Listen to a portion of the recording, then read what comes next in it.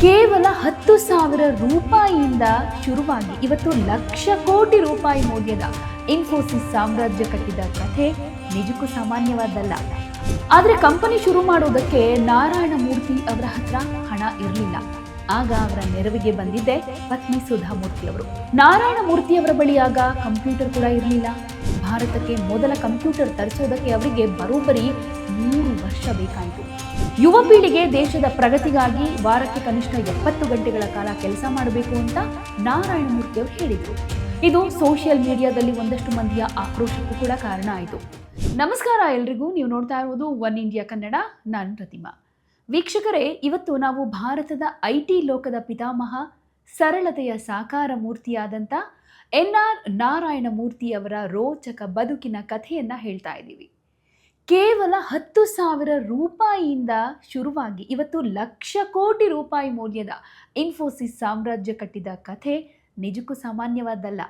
ಅವರ ವೈಯಕ್ತಿಕ ಜೀವನ ಹೇಗಿತ್ತು, ಅವರ ಆದಾಯ, ಆಸ್ತಿ ಎಷ್ಟು, ಹಾಗೆ ಅವರ ಮೇಲಿರುವಂಥ ವಿವಾದಗಳೇನು, ಹಾಗೆ ಇವತ್ತಿನ ಯುವ ಪೀಳಿಗೆಗೆ ಅವರು ಕೊಡುವಂತಹ ಸಂದೇಶ ಏನು, ಇದೆಲ್ಲವನ್ನ ಈ ವಿಡಿಯೋದಲ್ಲಿ ಡೀಟೇಲ್ ಆಗಿ ಹೇಳ್ತಾ ಇದ್ದೀನಿ. ಸೊ ಕಂಪ್ಲೀಟ್ ಆಗಿ ಈ ವಿಡಿಯೋ ನೋಡಿ. ಹಾಗೆ ನಮ್ಮ ಚಾನಲನ್ನು ಇನ್ನೂ ಸಬ್ಸ್ಕ್ರೈಬ್ ಮಾಡಿಲ್ಲ ಅಂದರೆ ಈಗಲೇ ಸಬ್ಸ್ಕ್ರೈಬ್ ಮಾಡಿ. ನಾಗವಾರ ರಾಮರಾವ್ ನಾರಾಯಣ ಮೂರ್ತಿ, NR ನಾರಾಯಣ ಮೂರ್ತಿ ಇವರು ಹುಟ್ಟಿದ್ದು 1946 ಆಗಸ್ಟ್ 20ನೇ ತಾರೀಕು. ಇವತ್ತಿನ ಚಿಕ್ಕಬಳ್ಳಾಪುರ ಜಿಲ್ಲೆಯ ಶಿಡ್ಲಘಟ್ಟದಲ್ಲಿ ಒಂದು ಮಧ್ಯಮ ವರ್ಗದ ಬ್ರಾಹ್ಮಣ ಕುಟುಂಬದಲ್ಲಿ ಹುಟ್ಟಿದಂತಹ ಮೂರ್ತಿಯವರಿಗೆ ಬಾಲ್ಯದಲ್ಲೇ ಶಿಕ್ಷಣದ ಮಹತ್ವ ಏನು ಅನ್ನೋದು ಗೊತ್ತಾಯಿತು. ತಂದೆ ಶಾಲಾ ಶಿಕ್ಷಕರಾಗಿದ್ದರು. ಮೈಸೂರಿನ ನ್ಯಾಷನಲ್ ಇನ್ಸ್ಟಿಟ್ಯೂಟ್ ಆಫ್ ಟೆಕ್ನಾಲಜಿಯಲ್ಲಿ BE ಮುಗಿಸಿದ ಮೂರ್ತಿಯವರು ನಂತರ IIT ಕಾನ್ಪುರದಿಂದ MTech ಪದವಿಯನ್ನು ಪಡ್ಕೊಳ್ತಾರೆ. ಅವರ ವೈಯಕ್ತಿಕ ಬದುಕಿನಲ್ಲಿ ಅತ್ಯಂತ ಪ್ರಮುಖ ತಿರುವು ಸಿಕ್ಕಿದ್ದೆ ಅವರ ಧರ್ಮಪತ್ನಿ ಸುಧಾ ಅವರಿಂದ. ಪುಣೆಯ ಟೆಲ್ಕೋ ಕಂಪನಿಯಲ್ಲಿ ಕೆಲಸ ಮಾಡ್ತಾ ಇದ್ದಾಗಲೇ ಇಬ್ಬರ ಪರಿಚಯ ಆಗುತ್ತೆ, ಪ್ರೀತಿ ಆಗುತ್ತೆ. 1978ರಲ್ಲಿ ಇಬ್ಬರು ಸರಳವಾಗಿ ಮದುವೆ ಕೂಡ ಆಗ್ತಾರೆ. ಇವರಿಗೆ ಅಕ್ಷತಾ ಮೂರ್ತಿ ಮತ್ತು ರೋಹನ್ ಮೂರ್ತಿಯನ್ನು ಇಬ್ಬರು ಮಕ್ಕಳಿದ್ದಾರೆ. ಬ್ರಿಟನ್ ಪ್ರಧಾನಿಯಾಗಿದ್ದಂತಹ ರಿಷಿ ಸುನಕ್ ಇವರ ಅಳಿಯ ಅನ್ನೋದು ನಮಗೆಲ್ಲ ಗೊತ್ತೇ ಇದೆ. ಇಷ್ಟೊಂದು ಎತ್ತರಕ್ಕೆ ಬೆಳೆದ್ರೂ ಕೂಡ ಇಂದಿಗೂ ಮೂರ್ತಿ ದಂಪತಿಗಳು ಬೆಂಗಳೂರಿನ ಜಯನಗರದ ತಮ್ಮ ಹಳೆ ಮನೆಯಲ್ಲೇ ವಾಸ ಮಾಡ್ತಾ ಅತ್ಯಂತ ಸರಳ ಜೀವನವನ್ನು ನಡೆಸ್ತಾ ಇದ್ದಾರೆ. ನಾರಾಯಣ ಮೂರ್ತಿ ಅಂದ ತಕ್ಷಣ ಅವ್ರ ಬಗ್ಗೆ ನೆನಪಾಗೋದು ಮೊದಲಿಗೆ ಇನ್ಫೋಸಿಸ್ ಅಲ್ವಾ. ಸೊ ಇನ್ಫೋಸಿಸ್ ಶುರುವಾಗಿದ್ದು ಹೇಗೆ ಅಂತ ಹೇಳೋದಾದರೆ, ಇದೊಂದು ಸಣ್ಣ ರೂಮ್ನಲ್ಲಿ ಶುರುವಾಗಿದ್ದು ಇನ್ಫೋಸಿಸ್ ಅನ್ನುವಂಥದ್ದು. 1981ರಲ್ಲಿ ನಾರಾಯಣ ಮೂರ್ತಿಯವರು ಪುಣೆಯ ಪಟ್ನಿ ಕಂಪ್ಯೂಟರ್ಸ್ನಲ್ಲಿ ಕೆಲಸ ಮಾಡ್ತಾ ಇದ್ರು. ಅಲ್ಲಿ ಅವರ ಜೊತೆ ಕೆಲಸ ಮಾಡ್ತಾ ಇದ್ದಂಥ 6 ಜನ ಸ್ನೇಹಿತರಾದ ನಂದನ್ ನೀಲೇಕಣಿ, ಕ್ರಿಸ್ ಗೋಪಾಲಕೃಷ್ಣನ್, SD ಶಿಬುಲಾಲ್, K ದಿನೇಶ್, ಅಶೋಕ್ ಅರೋರಾ ಮತ್ತು NS ರಾಘವನ್ ಸೇರಿ ಹೊಸದಾಗಿ ಏನಾದರೂ ಮಾಡಬೇಕು ಅಂತ ಅಂದ್ಕೊಳ್ತಾ ಇದ್ರು. ಅದು ಕೂಡ ಭಾರತದಲ್ಲೇ ಸಾಫ್ಟ್ವೇರ್ ಕ್ರಾಂತಿ ಮಾಡಬೇಕು ಅನ್ನೋದು ಅವರ ಕನಸಾಗಿತ್ತು. ಆದರೆ ಕಂಪನಿ ಶುರು ಮಾಡೋದಕ್ಕೆ ನಾರಾಯಣ ಮೂರ್ತಿ ಅವರ ಹತ್ರ ಹಣ ಇರಲಿಲ್ಲ. ಆಗ ಅವರ ನೆರವಿಗೆ ಬಂದಿದ್ದೆ ಪತ್ನಿ ಸುಧಾ ಮೂರ್ತಿ ಅವರು. ತಮಗಾಗಿ ಕೂಡಿಟ್ಕೊಂಡಿದ್ದಂಥ 10,000 ರೂಪಾಯಿಗಳನ್ನು ಸುಧಾ ಮೂರ್ತಿ ಅವರು ಪತಿಗೆ ಕೊಡ್ತಾರೆ. 1981 ಜುಲೈ 2ನೇ ತಾರೀಕು ಇನ್ಫೋಸಿಸ್ ಕನ್ಸಲ್ಟೆನ್ಸ್ ಪ್ರೈವೇಟ್ ಲಿಮಿಟೆಡ್ ನೋಂದಣಿಯಾಗುತ್ತೆ. ಆರಂಭದಲ್ಲಿ ಪುಣೆಯ ಸುಧಾ ಮೂರ್ತಿಯವರ ಸಣ್ಣ ಮನೆಯೇ ಇನ್ಫೋಸಿಸ್ನ ಮೊದಲ ಕಚೇರಿ ಆಗಿತ್ತು. ನಾರಾಯಣ ಮೂರ್ತಿಯವರ ಬಳಿ ಆಗ ಕಂಪ್ಯೂಟರ್ ಕೂಡ ಇರಲಿಲ್ಲ. ಭಾರತಕ್ಕೆ ಮೊದಲ ಕಂಪ್ಯೂಟರ್ ತರಿಸೋದಕ್ಕೆ ಅವರಿಗೆ ಬರೋಬ್ಬರಿ 3 ವರ್ಷ ಬೇಕಾಯಿತು. ಆಗಿನ ಲೈಸೆನ್ಸ್ ರಾಜ್ ವ್ಯವಸ್ಥೆಯಲ್ಲಿ ಬ್ಯಾಂಕ್ ಸಾಲ ಪಡೆಯೋದಕ್ಕೆ, ಕಚೇರಿಗೆ ಟೆಲಿಫೋನ್ ಕನೆಕ್ಷನನ್ನು ಪಡೆಯೋದಕ್ಕೆ ನಾರಾಯಣ ಮೂರ್ತಿಯವರು ಸರ್ಕಾರಿ ಕಚೇರಿಗಳಿಗೆ 100 ಸಲ ಅಲಿಬೇಕಾಯಿತು. 1983ರಲ್ಲಿ ಕಂಪನಿ ತನ್ನ ಕೇಂದ್ರ ಕಚೇರಿಯನ್ನು ಬೆಂಗಳೂರಿಗೆ ಶಿಫ್ಟ್ ಮಾಡಿತು. ಕಠಿಣ ಪರಿಶ್ರಮ, ಪ್ರಾಮಾಣಿಕತೆ ಹಾಗೆ ಗುಣಮಟ್ಟದ ಕೆಲಸದಿಂದ ಇನ್ಫೋಸಿಸ್ ಜಾಗತಿಕ ಮಟ್ಟದಲ್ಲಿ ಬೆಳೆಯೋದಕ್ಕೆ ಶುರು ಮಾಡಿತು. 1999ರಲ್ಲಿ ಅಮೆರಿಕದ ನಾಸ್ಡಾಕ್ ಷೇರು ಮಾರುಕಟ್ಟೆಯಲ್ಲಿ ನೋಂದಣಿಯಾದ ಮೊದಲ ಭಾರತೀಯ ಕಂಪನಿ ಅನ್ನೋ ಹೆಗ್ಗಳಿಕೆಗೆ ಇನ್ಫೋಸಿಸ್ ಪಾತ್ರವಾಯಿತು. ಇವತ್ತು ಇನ್ಫೋಸಿಸ್ ಲಕ್ಷಾಂತರ ಜನರಿಗೆ ಉದ್ಯೋಗ ಕೊಟ್ಟಿದೆ. ಹಾಗಾದರೆ ನಾರಾಯಣ ಮೂರ್ತಿಯವರ ಇಂದಿನ ಆಸ್ತಿ ಮೌಲ್ಯ ಎಷ್ಟು ಅನ್ನೋದ್ರ ಬಗ್ಗೆ ಒಂದಷ್ಟು ಮಂದಿಗೆ ಕುತೂಹಲ ಇರುತ್ತಲ್ವಾ.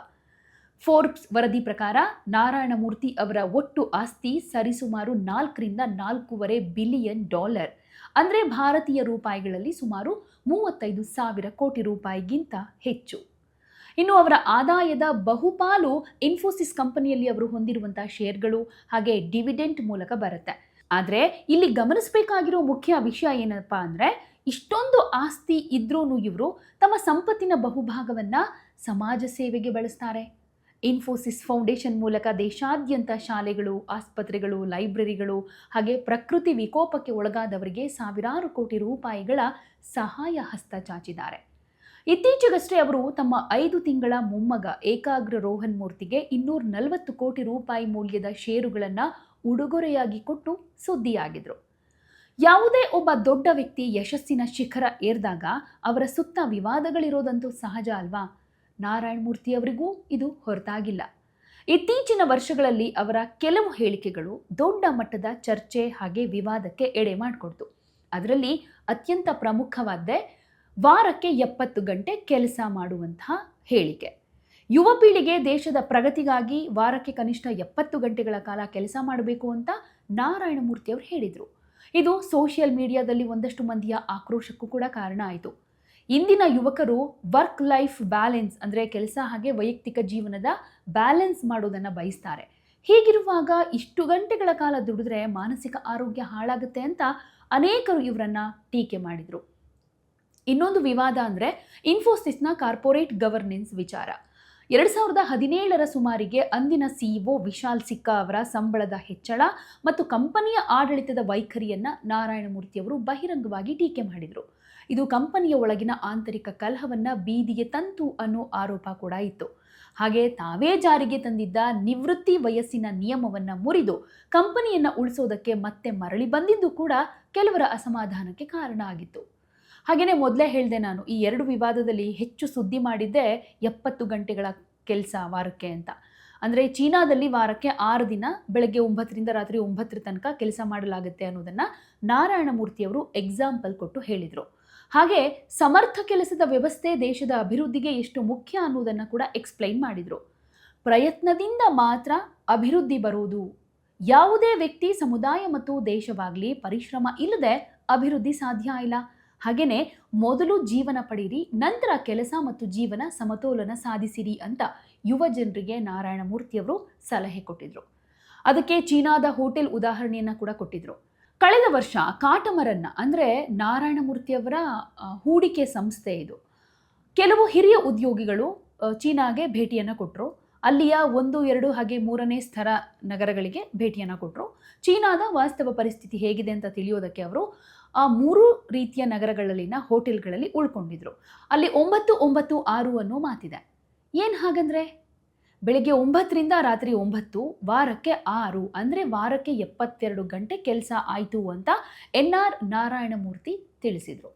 ಪ್ರಧಾನಿ ಮೋದಿ ಅವರ ಬಗ್ಗೆ ಕೂಡ ಒಂದಷ್ಟು ಮಾತಾಡಿದ್ರು, ಅವರೇ ಆದರ್ಶ ಅನ್ನೋ ರೀತಿಯಲ್ಲಿ. ಯಾಕಂದರೆ ಮೋದಿಯವರನ್ನ ಹೊಗಳ್ತಾ ಒಂದು ಮಾತನ್ನು ಹೇಳಿದರು. ಯುವ ಜನರಿಗೆ ಪ್ರಧಾನಿ ಮೋದಿ ಆದರ್ಶ. ನರೇಂದ್ರ ಮೋದಿ ಅವರು ಬಹುತೇಕ ವಾರಕ್ಕೆ 100 ಗಂಟೆ ಕೆಲಸ ಮಾಡ್ತಾರೆ ಅಂತ. ಹಾಗೆಯೇ ಈ ರೀತಿಯ ದೀರ್ಘ ಸಮಯ ಕೆಲಸದಲ್ಲಿ ತೊಡಗಿಸಿಕೊಳ್ಳೋದ್ರ ಬಗ್ಗೆ ಮಾತ್ರ ಅಲ್ಲ, ಶಿಸ್ತು, ದೇಶಾದ್ಯಂತ ಅನೇಕ ಜನರು ಹಂಚಿಕೊಂಡ ಸ್ಪಷ್ಟ ಗುರಿಯ ಬಗ್ಗೆ ಕೂಡ ಆಗಿದೆ. ಈ ರೀತಿಯ ನಿರಂತರ ಹಾಗೂ ವಿಶೇಷ ಪ್ರಯತ್ನ ವರ್ಷಗಳಲ್ಲಿ ಚೀನಾದ ಆರ್ಥಿಕ ಏರಿಕೆಯಲ್ಲಿ ಪ್ರಮುಖ ಪಾತ್ರ ವಹಿಸಿದೆ. ಭಾರತ ಬುದ್ಧಿವಂತ ಜನರು ಹಾಗೆ ಅದ್ಭುತ ಐಡಿಯಾಗಳನ್ನು ಹೊಂದಿದೆ. ಆದರೆ ಗಂಭೀರ ಕ್ರಮದೊಂದಿಗೆ ಆ ಆಲೋಚನೆಗಳನ್ನು ಬೆಂಬಲಿಸಬೇಕು, ಈ ಆಲೋಚನೆಗಳನ್ನು ಅನುಷ್ಠಾನ ಮಾಡಬೇಕು ಅಂತ ನಾರಾಯಣಮೂರ್ತಿಯವರು ಅಭಿಪ್ರಾಯಪಟ್ಟಿದ್ದಾರೆ. ಇನ್ನು ಪ್ರಧಾನಿ ನರೇಂದ್ರ ಮೋದಿಯವರು ವಾರಕ್ಕೆ 100 ಗಂಟೆ ಕೆಲಸ ಮಾಡ್ತಾರೆ. ಇದು ಇಂದಿನ ಪೀಳಿಗೆಯ ಯುವಕರಿಗೆ ಪ್ರೇರಣೆಯಾಗುತ್ತೆ. ಯಾಕಂದರೆ ಕಡಿಮೆ ಅವಕಾಶಗಳನ್ನು ಹೊಂದಿರೋರು ಪರಿಶ್ರಮ ಮತ್ತು ಬುದ್ಧಿವಂತಿಕೆಯಿಂದ ಕೆಲಸ ಮಾಡಿ ಕಡಿಮೆ ಸಾಧ್ಯತೆಯಲ್ಲಿ ಉತ್ತಮವಾದ್ದನ್ನು ಕಂಡುಕೊಳ್ಬಹುದು ಅನ್ನೋದನ್ನು ಈ ಥರ ವಿವರಿಸಿದರು. ಹಾಗೆ ನನ್ನ ಪ್ರಕಾರ ಕಠಿಣ ಪರಿಶ್ರಮ ಅನ್ನೋದು ಒಬ್ಬ ವ್ಯಕ್ತಿ, ಸಮುದಾಯ ಅಥವಾ ದೇಶದ ಯಶಸ್ಸಿಗೆ ಬಹಳ ಮುಖ್ಯ ಅಂತ ಹೇಳಿದರು. ನಮ್ಮಲ್ಲಿ ಉತ್ತಮ ಆಲೋಚನೆಗಳಿದ್ರೆ ಪ್ರತಿಯೊಂದು ಅಂಶದಲ್ಲೂ ನಾವು ಅಸಾಧಾರಣ ಬದಲಾವಣೆಗೆ ಪ್ರಯತ್ನಿಸಬಹುದು. ನಾವು ಅದನ್ನು ಮಾಡಬಹುದು ಅಂತ ನಾನು ಭಾವಿಸ್ತೀನಿ. ಸಮಾಜದ ಪ್ರತಿಯೊಂದು ಭಾಗದಿಂದ ವಿಭಿನ್ನ ಪ್ರಯತ್ನದ ಅಗತ್ಯತೆ ಬಗ್ಗೆ ಮಾತನಾಡಿದರು. ಅವರ ಪ್ರಕಾರ ಕೆಲಸ ಅನ್ನೋದು ಸುಲಭ ಅಲ್ಲ. ನಮ್ಮಲ್ಲಿ ಪ್ರತಿಯೊಬ್ಬರೂ ನಮ್ಮ ಸ್ವಂತ ಉನ್ನತ ಶಿಸ್ತಿನ ಮಾನದಂಡಗಳನ್ನು ಹೊಂದೋದು ಅತ್ಯಗತ್ಯ ಅಂತ ಹೇಳ್ಕೊಂಡಿದ್ರು. ನಮ್ಮಲ್ಲಿ ಉತ್ತಮ ವಿಚಾರಗಳಿದ್ರೆ ನಾವು ಮಾಡೋ ಪ್ರತಿಯೊಂದು ವಿಚಾರಗಳಲ್ಲೂ ಕೂಡ ಅಸಾಧಾರಣ ಶ್ರಮದಿಂದ ಮಾಡಿದರೆ, ಪ್ರತಿಯೊಬ್ಬ ನಾಗರಿಕ, ಅಧಿಕಾರಿ, ರಾಜಕಾರಣಿ, ಜನಪ್ರತಿನಿಧಿ ಮನಸ್ಸು ಮಾಡಿದರೆ ಚೀನಾವನ್ನು ಹಿಂದಿಕ್ಕಬಹುದು. ಆದರೆ ಆ ಕೆಲಸ ಅಷ್ಟೊಂದು ಸುಲಭ ಅಲ್ಲ ಅಂತ ನಾವು ಅರಿತುಕೊಳ್ಬೇಕು. ಉನ್ನತ ಮಾನದಂಡಗಳನ್ನು ನಮ್ಮ ಕೆಲಸದಲ್ಲಿ ಅಳವಡಿಸ್ಕೊಳ್ಬೇಕು. ಆಗಲೇ ಭಾರತ ಚೀನಾವನ್ನು ಹಿಂದಿಕ್ಕುವತ್ತ ಹೆಜ್ಜೆ ಇಡೋದಕ್ಕೆ ಸಾಧ್ಯ ಅಂತ ಹೇಳ್ಕೊಂಡಿದ್ರು. ಇನ್ನು ಅಧಿಕಾರ, ಆಡಳಿತ, ಉದ್ಯಮ ಕ್ಷೇತ್ರದಲ್ಲಿ ಭಾರತ ಗೆಲ್ಲಬೇಕಾಗಿದೆ ಅಂತಾನು ಹೇಳಿದರು. ಭಾರತದ ಮನಸ್ಥಿತಿಯ ವಿಚಾರದಲ್ಲಿ ಅಧಿಕಾರಶಾಹಿ ಹಾಗೆ ಆಡಳಿತ, ಉದ್ಯಮಿಗಳು, ಶಿಕ್ಷಣ ವ್ಯವಸ್ಥೆ ಅನ್ನೋ 3 ಕ್ಷೇತ್ರಗಳಲ್ಲಿ ಯುದ್ಧವನ್ನ ಗೆಲ್ಲಬೇಕಾಗಿದೆ. ಅದರ ವಿರುದ್ಧ ಹೋರಾಟ ಮಾಡಬೇಕಾಗಿದೆ. ಇವೆಲ್ಲ ಆದಾಗ ಮಾತ್ರ ಸುತ್ತಲಿನ ವ್ಯವಸ್ಥೆಯನ್ನು ಚೇಂಜ್ ಮಾಡಿಕೊಂಡು ಮನಸ್ಸನ್ನು ಬದಲಾಯಿಸಬಹುದು ಅನ್ನೋದು ಅವರ ಮಾತಾಗಿತ್ತು. ಸೊ ಮೊದಲು ನಾವು ಒಂದೊಳ್ಳೆ ಜೀವನ ಪಡ್ಕೊಳ್ಬೇಕು, ನಂತರ ವೃತ್ತಿ ಜೀವನದ ಬಗ್ಗೆ ಯೋಚನೆ ಮಾಡಬೇಕು. ನಾನು ಕಾರ್ಪೊರೇಟ್ ಸಂಸ್ಥೆಗಳ ದಿಗ್ಗಜರು, ಪ್ರಸಿದ್ಧ ಪ್ರಾಧ್ಯಾಪಕರ ಜೊತೆ ಮಾತಾಡಿದ್ದೀನಿ. ಭಾರತ ಹಾಗೆ ಅಮೆರಿಕದ ಅನೇಕ ಪ್ರತಿಷ್ಠಿತ ವಿಶ್ವವಿದ್ಯಾನಿಲಯಗಳಿಗೂ ಕೂಡ ಭೇಟಿ ಕೊಟ್ಟಿದ್ದೀನಿ. ಅವೆಲ್ಲವುಗಳಿಂದ ನನಗೆ ಸ್ಪಷ್ಟವಾದ ಒಂದು ವಿಚಾರ ಏನು ಗೊತ್ತಾಯಿತು ಅಂದರೆ, ಯಾವುದೇ ವ್ಯಕ್ತಿ ಅಥವಾ ಸಮುದಾಯ ಇಲ್ಲ ಒಂದು ದೇಶನೇ ಆಗಿರಲಿ, ಯಾರೂ ಕೂಡ ಕಠಿಣ ಶ್ರಮ ಇಲ್ಲದೆ ಮೇಲೆ ಬಂದಿಲ್ಲ.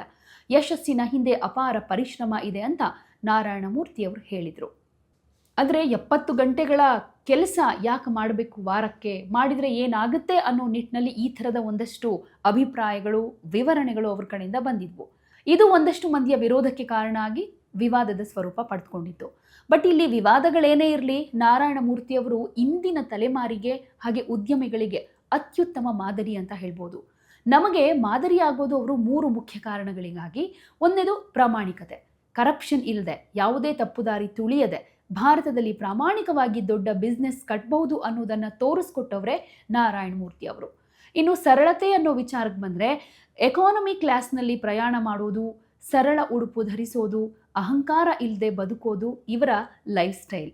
ಇನ್ನು ಸಂಪತ್ತಿನ ಹಂಚಿಕೆ ಅಂತ ಬಂದಾಗ, ಕಂಪನಿಯ ಬೆಳವಣಿಗೆಗೆ ಶ್ರಮಿಸಿದ ಇನ್ಫೋಸಿಸ್ನ ಚಾಲಕರು, ಕ್ಲರ್ಕ್ಗಳಿಗೂ ಕೂಡ ಕಂಪನಿಯ ಶೇರ್ಗಳನ್ನು ಅಂದರೆ ESOPS ಕೊಟ್ಟು ಅವರನ್ನು ಕೂಡ ಲಕ್ಷಾಧೀಶರನ್ನಾಗಿ ಮಾಡಿದ ಉದಾರ ಮನಸ್ಸು ಇವರದ್ದು. ಮೂರ್ತಿಯವರು ಯಾವಾಗಲೂ ಹೇಳ್ತಾರೆ, ನಾವು ಹಣ ಗಳಿಸೋದ್ರಲ್ಲಿ ತಪ್ಪಿಲ್ಲ, ಆದರೆ ಆ ಹಣವನ್ನು ಸಮಾಜದ ಕಲ್ಯಾಣಕ್ಕಾಗಿ ಬಳಸಬೇಕು. ಕಠಿಣ ಪರಿಶ್ರಮಕ್ಕೆ ಯಾವುದೇ ಪರ್ಯಾಯ ಇಲ್ಲ. ಯುವ ಪೀಳಿಗೆ ಕೇವಲ ಹಣದ ಹಿಂದೆ ಓಡದೆ ನಾವೀನ್ಯತೆ ಅಂದರೆ ಇನೋವೇಷನ್ ಹಾಗೆ ಶಿಸ್ತನ್ನು ರೂಢಿಸ್ಕೊಳ್ಬೇಕು ಅಂತ. ಖಂಡಿತ ಸತ್ಯ ಅಲ್ವಾ? ನಾರಾಯಣ ಮೂರ್ತಿ ಅವರು ಹೇಳಿದಾಗೆ ಜೀವನದಲ್ಲಿ ತುಂಬ ಇಂಪಾರ್ಟೆಂಟ್ ಬೇಕಾಗಿರೋದು ಅಂದರೆ ಅದು ಶಿಸ್ತು, ಹಾಗೇನೆ ಪರಿಶ್ರಮ ಅಂತೂ ಇರಲೇಬೇಕು. ಇದೆರಡೂ ಇದ್ದರೆ, ಜೊತೆಗೆ ಮಾಡುವಂಥ ಛಲ, ಹಠ ಇದ್ದರೆ ಖಂಡಿತ ನಾವು ಕೂಡ ಸಾಧನೆ ಮಾಡಬಹುದು ಅನ್ನೋದಕ್ಕೆ ಅವರ ಕೆಲವೊಂದು ಮಾತುಗಳು ಮಾದರಿಯಾಗಿ ನಿಲ್ಲುತ್ತೆ. ಇನ್ಫೋಸಿಸ್ ನಾರಾಯಣ ಮೂರ್ತಿಯವರು ಶೂನ್ಯದಿಂದ ಶಿಖರದ ತನಕ ಬದುಕಿನ ಪ್ರಯಾಣ ಯಾವ ರೀತಿಯಾಗಿತ್ತು? ಮಧ್ಯಮ ವರ್ಗದ ಕನಸುಗಳಿಗೆ ರೆಕ್ಕೆ ಕಟ್ಟಿ ಜಾಗತಿಕ ಮಟ್ಟದಲ್ಲಿ ಭಾರತದ ಹೆಸರನ್ನು ಎತ್ತಿ ಹಿಡಿದ ಈ ಮಹಾನ್ ಚೇತನದ ಬದುಕು ನಮ್ಮೆಲ್ಲರಿಗೂ ಸ್ಫೂರ್ತಿ. ಅವರ 70 ಗಂಟೆಗಳ ಕೆಲಸದ ಸಿದ್ಧಾಂತದ ಬಗ್ಗೆ ನಿಮ್ಮ ಅಭಿಪ್ರಾಯ ಏನು?